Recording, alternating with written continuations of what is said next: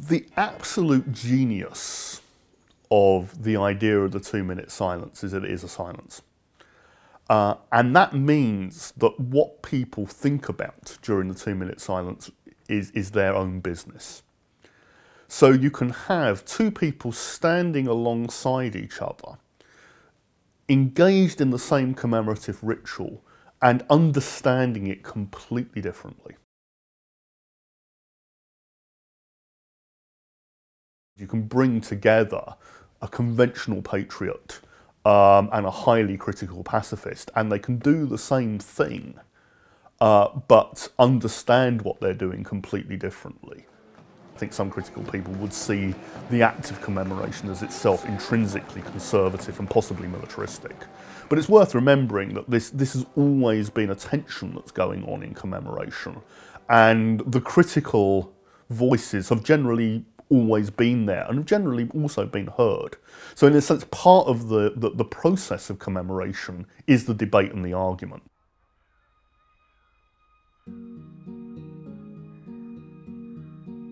The war poets, and this means overwhelmingly and fundamentally, I think, Siegfried Sassoon and Wilfred Owen, have taken something of a centre stage in the last 30 years in the way that the First World War is presented in schools.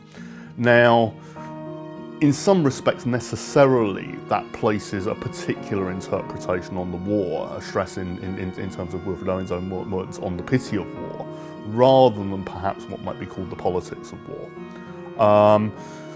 It is not in and of itself a false view of the war, and I think we should say this sometimes more emphatically than we do as historians, but it is a partial view of the war. So I think we read the poets from the First World War, particularly Owen and Sassoon, with the eyes of people from the 60s who were very anti-war, understandably. The Vietnam War was raging.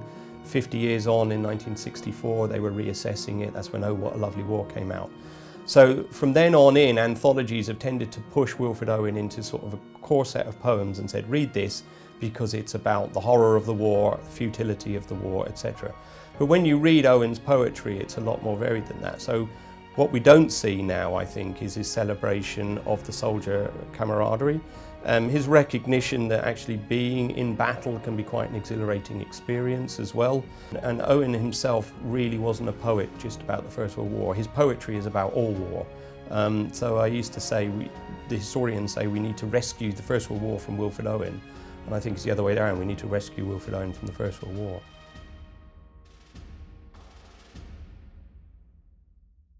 We're talking really about 1 in 6 families who lose a father, a husband, a son, or a brother.